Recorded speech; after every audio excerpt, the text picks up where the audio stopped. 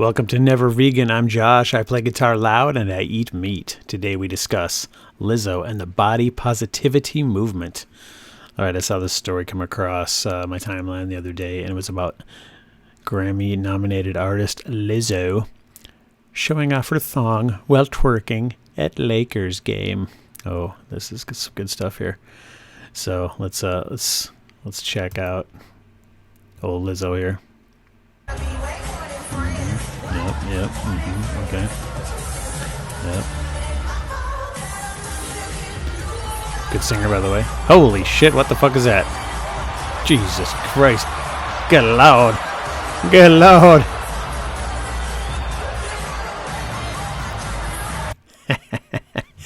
Wow. Okay. Yeah. Well, there was some uproar after that was unleashed onto the public, the unsuspecting public. Oh, funny.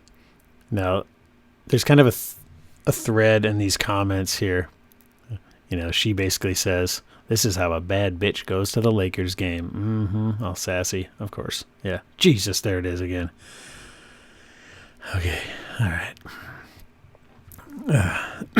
So, you know, whatever. I could care less about Lizzo. It's just kind of an indication of a larger movement, though. The body positivity movement. So let's investigate what that is exactly. So here the definition is a social movement rooted in the belief that all human beings should have a positive body image while challenging the ways in which society presents and views the physical body. So, you know, this stems from people being fat shamed and treated like shit, bullied, etc., etc., etc.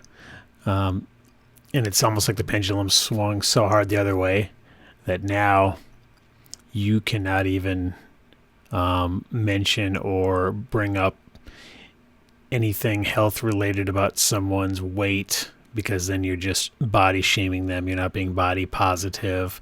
And the pendulum has swung so far now that it's permeating the culture and advertising, and there's lots of ads. You see some of these ads here, you know, where they used more real women. And it's also kind of the pendulum swinging away from the 98-pound, you know, starved supermodels too, which, you know, fine, whatever. But here's what you need to understand about advertisers. If they thought they could make money by featuring Adolf Hitler in all their ads, that's what they would do. They do not give a shit. They're in it to make a profit.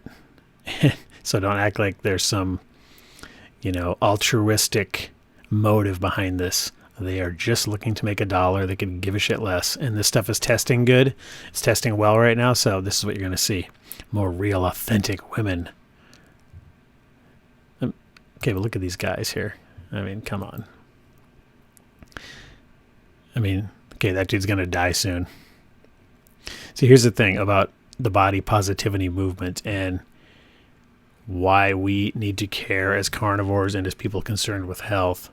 Not only is the idea of shaming or making fun of someone frowned upon, you know, you're not even allowed to mention it or even discuss it. In fact, being okay with someone being overweight is not enough. You have to embrace it. Nope, that's not enough. You have to celebrate it. No, wait, that's not enough. It's something you should aspire to, too, because if you don't, you're a piece of shit. Well, why wouldn't you aspire to be like them? I don't want to die soon. Okay, well, then you're just a body-shaming piece of shit. So not only are you not allowed to bully them, which no one should bully anyone ever.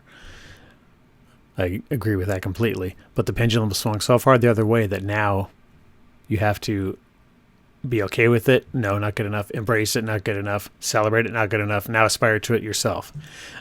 Sorry, not going to do that. That's where I draw the line. What if your position and my position is that being overweight is unhealthy? And I am not going to choose that for myself or my kids or my family. And if someone asks my opinion, they're going to hear that, unfortunately. And if that's bullying or shaming or something, sorry. You know, I really don't care. I mean, what other people do with their lives. But, you know, now you're influencing my kids through advertising and through these pop culture permeations. So Now is when I have to step in and be a voice against this kind of crap. So do we treat overweight people like shit? Of course not. You should be kind to everyone. That's what I teach my kids. I don't want to see anyone ever bullied. Live your life how you see fit. But when it permeates the culture like this and starts to become a trend that it's just sort of in the milieu that it's okay to be huge and have a giant fat gut as a dude, just dad bod, whatever. Well, you're shortening your lifespan. It's that simple. It's pretty much black and white. And I don't think being morbidly obese is something to be celebrated. That's where we cross the line. The cost of diabetes. Let's look at that here. So the staggering cost of diabetes. This is from the diabetes.org. So more than 30 million Americans have diabetes. Healthcare costs for Americans with diabetes are 2.3 times greater than those without. And diagnosed diabetes costs America $327 billion per year. Holy shite. Right? So if you had a way to avoid that, reverse that or avoid that completely, wouldn't you choose that route? That's my position. So I plan to stay the hell out of the hospital. I plan to not have diabetes and not die an early death due to having a gigantic gut, which is what I would have if I ate the things that I desired and that I enjoyed the most. Sugar, carbs, etc. That's where I'm going to be heading. That's where most Americans are headed. And that's why even in the last 40 years when we've been pushing the low-fat movement, diabetes has done nothing but skyrocket throughout this time.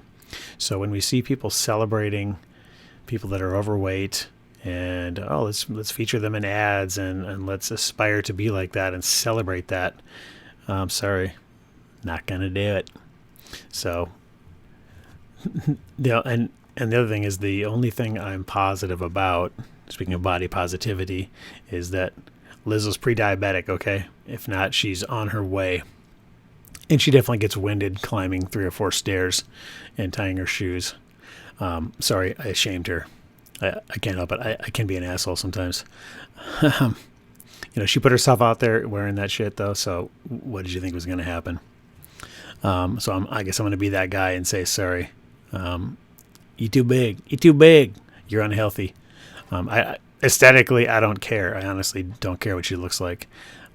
Just that should not be celebrated as a picture of health and something to be aspired to be that size and just say, I'm a big bitch, so what? I'm a big bitch, so what? Sorry. Not a fan of that. So use the carnivore diet. And how's this all tie into carnivore, right? Well, one of the best ways to avoid diabetes or reverse diabetes is the carnivore diet. So that's how we're kind of tying this all back. I would rather avoid the hospital, avoid diabetes, avoid heart disease, all those things. So I'm going to choose a lifestyle and a diet that takes that route. So if you could as well, and you knew you could avoid all these staggering healthcare costs, I would hope that you would choose that as well. All right, guys, thanks for your attention. To help resist the cult of vegan oppression, please visit patreon.com/nevervegan.